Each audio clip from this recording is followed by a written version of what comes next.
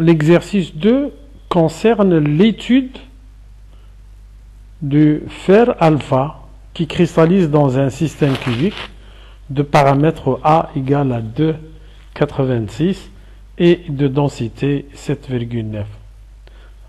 Donc on va essayer dans la première question de déterminer le mode de réseau du fer alpha et puis de tracer ou de donner la projection de la maille sur le plan X et Z.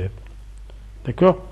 Donc pour cela, on a comme donné la densité et le paramètre, donc on va dire que la densité est égale à n multiplié par m sur grand N fois A au cube. Et on va essayer de tirer le nombre de particules, le nombre d'atomes par maille.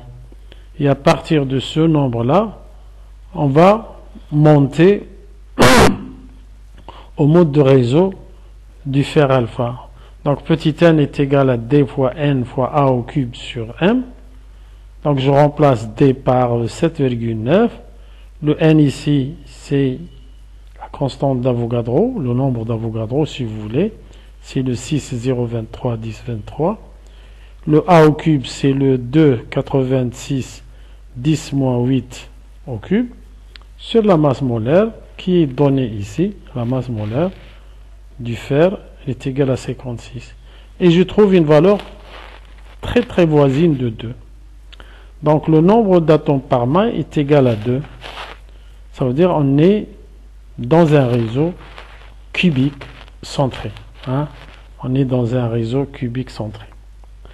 Donc la projection selon le plan X, Z, donc je trace la projection.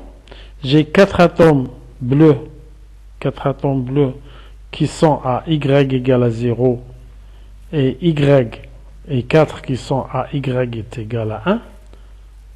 Donc chaque petite sphère là ou chaque petit cercle ici représente 2 atomes. L'un à Y égale à 0 et l'autre à Y est égal à 1. Et puis l'atome au centre de la maille, il se trouve à Y est égal à 1,5. Donc les coordonnées réduites, nous avons vu ça dans le cours pour un cubique centré. Les coordonnées réduites des atomes sont 0, 0, 0 pour les atomes au centre et 1,5 pour l'atome central, au centre de la maille.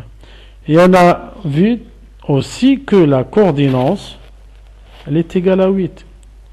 Vous prenez l'atome au milieu, il est entouré par 8 atomes du sommet à la distance A racine de 3 sur 2. Donc l'atome central il est entouré par 8. De même, pour chaque atome au sommet, la coordinance, elle est égale aussi à 8. Donc regardez ici, si vous faites une translation de 1,5, les atomes au sommet deviennent 1,5, et l'atome au centre devient 0, 0, 0.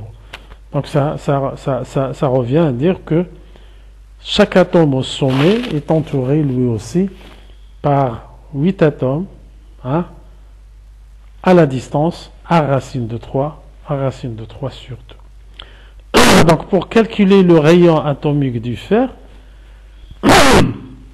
donc on part de la relation qui concerne le cubique central. Ça veut dire les atomes sont tangents entre eux le long de la grande diagonale. Ça veut dire 4R est égal à A racine de 3 et je tire le petit r. R est égal à A racine de 3 sur 4. Le A, je le connais. Le A, il est égal à 2,86. Donc, ça me donne R est égal à 1,24 angstrom. Pour la capacité de la maille du fer alpha, je rappelle que la capacité, c'est le taux de remplissage de la maille. D'accord? Donc, je sais que la maille contiennent deux atomes. Donc, N fois V, chaque atome est supposé comme une sphère de rayon R. Donc, le nombre d'atomes multiplié par le volume de l'atome, ça me donne le volume que représentent les deux atomes. Le volume des deux atomes, c'est 2 fois 4pi sur 3 R au cube. Sur le volume de la maille, ça veut dire A au cube. Et A ici, je peux la tirer d'ici.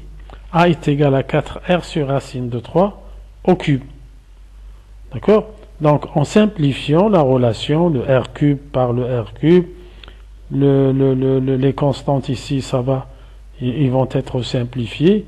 Donc, ça me donne une capacité de 0,68. D'accord? On a vu ce calcul pendant la séance du cours. Donc, la capacité du cubique centré, elle est égale à 0,68. Ça veut dire la maille, elle est pleine à 68% et il y a 32% de vide. Ces vides-là, ce sont des sites octaédriques et des sites tétraédriques.